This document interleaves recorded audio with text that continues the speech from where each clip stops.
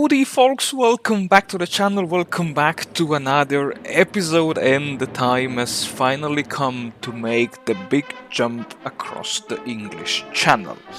So for this I decided to adopt the strategy of the controlling the air, controlling the sea. I raided the English Channel with my naval bombers, escorted by fighters, and I did send out two of my naval, fleets or task forces, just to find out that the Royal Navy was not patrolling in that moment the English Channel, and even more surprisingly and unexpectedly surprised I was to find that the British were not defending Dover. I was like, how come? I mean, Dover is a victory point, so I assumed that the AI would always garrison its victory points. But no, Dover was free, was completely free, and this was, I think, oh my god, this opportunity, I think, saves me plenty of lives and as well plenty of time. Because I was like, okay, cool, this is unexpected, and since this was very, really, I did not see it coming, I was like, okay, let's start bringing in the heavy cavalry, so the motorized division. I brought in, I think, Generals Hell and General von Weich's infantry divisions, just to, let's say, seal and expand the breachhead and then seal it to against any potential British counterattack. In Africa, things were not going well because I was redeploying all of my units to Europe, and as always, given the very bad infrastructures in the African theater, at the end I decided to once again redeploy my motorized divisions via sea because this turned out to be really the fastest way to bring them back home.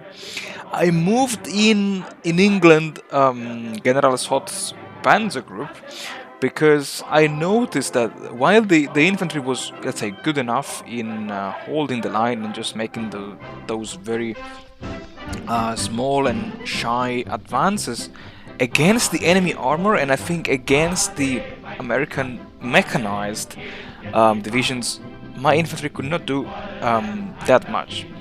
So I said, okay, it's time to bring in the heavy cavalry, and well, not too much surprisingly, whenever the panzers were attacking, they always emerged victorious, basically. And as always, I was trying to encircle and trap as many enemy units as possible. This was not always successful.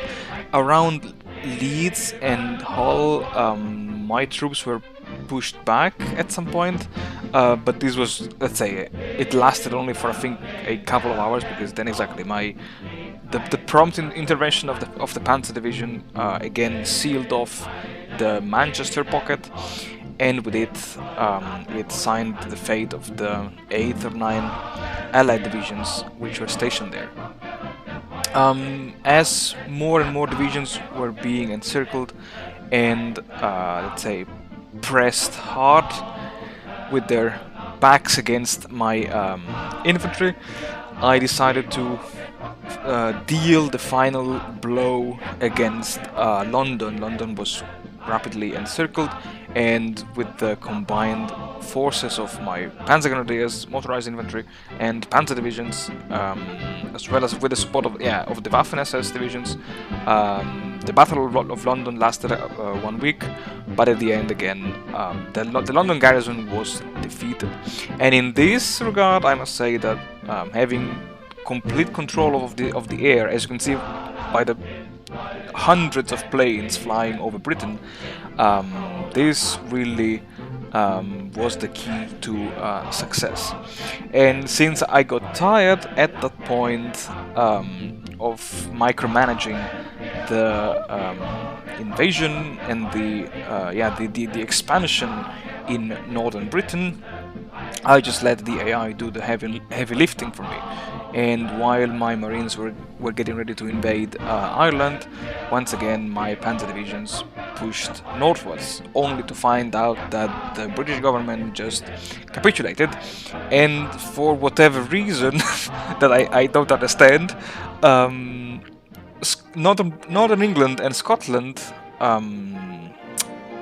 went to Italy.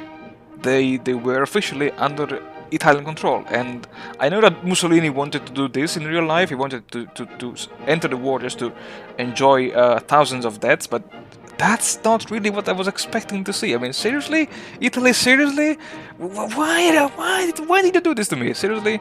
Anyway, I mean, there were still a bunch of allied divisions there. I just sent a couple of divisions just to wipe them out because they were starving with no supplies. They were still trying to go around, I must say, I noticed. And yeah, I think without any supplies, however, I doubt they could have done too much.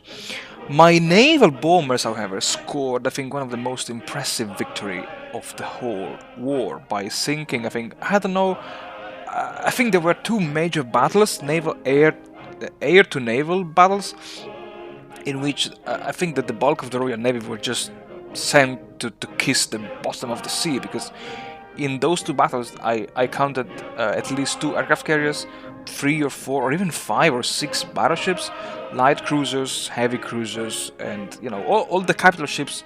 I mean, not all of them, but many capital ships of the Royal Navy were just sunk. And yeah, so with the invasion and occupation of Ireland, I concluded that Operation Sea Lion has reached its goals. And if you, in case you're wondering why is Ireland under the British occupation, well, this is just because at the beginning of the game, to reduce the in-game lag, I just forced some countries to annex others, namely the UK annexed Ireland and a few minors, and the USA annexed the whole of South America. And since it was already only December of 1944, I was like, maybe there is still time to invade something else. And this something else turned out to be Denmark. And here, I'd say, occurred, I think, the biggest epic fail of my campaign, which shows how much I did not play Black Ice, how much I did not play Germany, how much I'm not into naval warfare.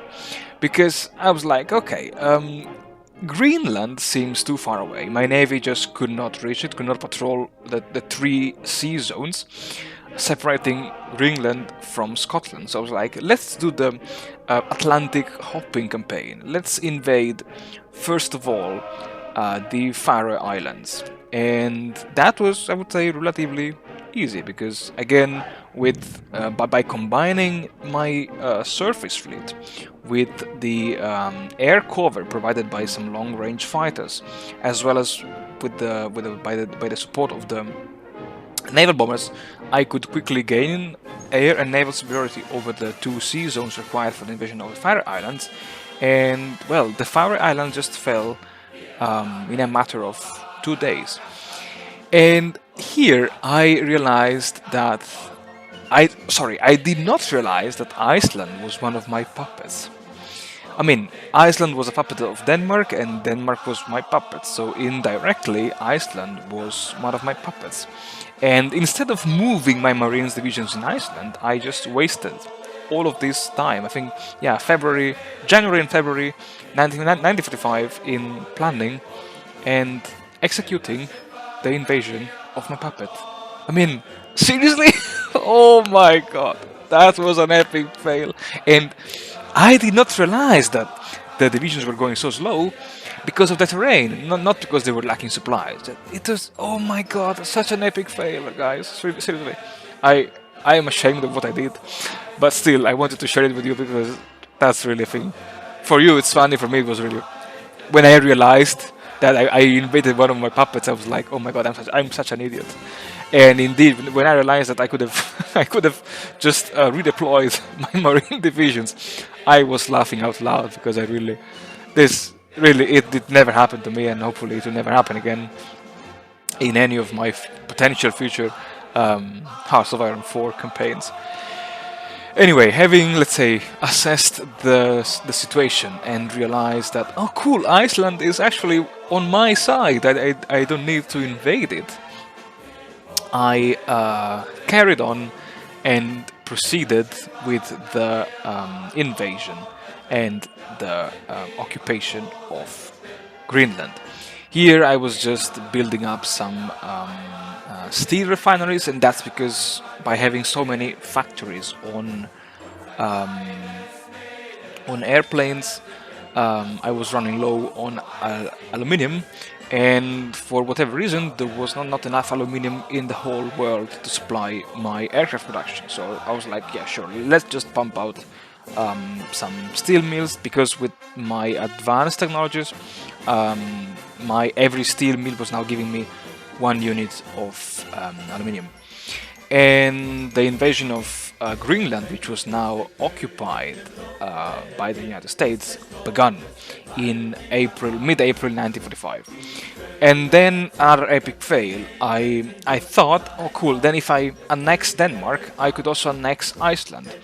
But no, by annexing Denmark, and seriously, I didn't know this, Iceland became free, but still remained in the Axis. And because my idea was, okay, just to annex Iceland, build up a large infrastructure there, ports, air bases, and then, you know, just the usual stuff that you guys always do when you want to proceed with your highland hopping campaign. Sadly, that was not possible anymore. So I was like, okay, I need to invest into large, heavy transports to resupply my Greenland bridgehead, because my Marines were fighting again without any port, without any supplies. And despite the fact that I did have a port in construction in Greenland, I seriously risked of getting routed there, because at the beginning my Marines were attacking the Allies, then the Allies got deorganized.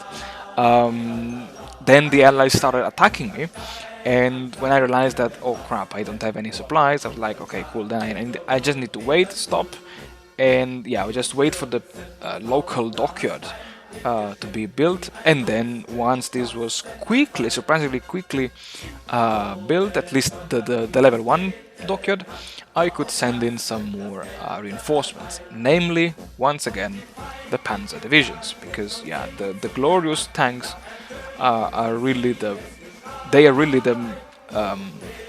opener, let's say, of my offensive. They are the spearhead of my attacks.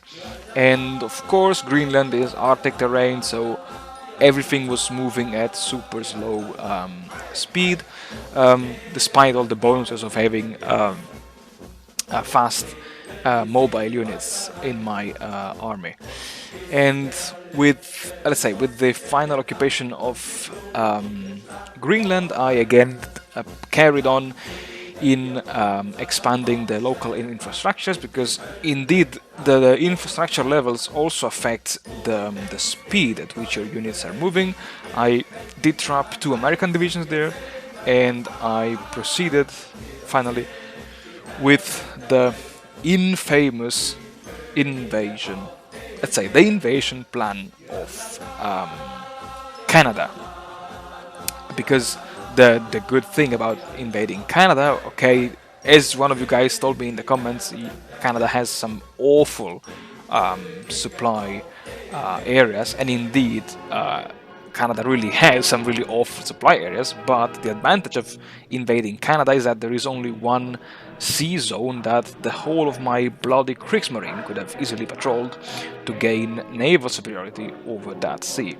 Mind that I did not have any aircraft covering that, even though I was building up some air bases in Greenland. The aircraft only came much later during the campaign.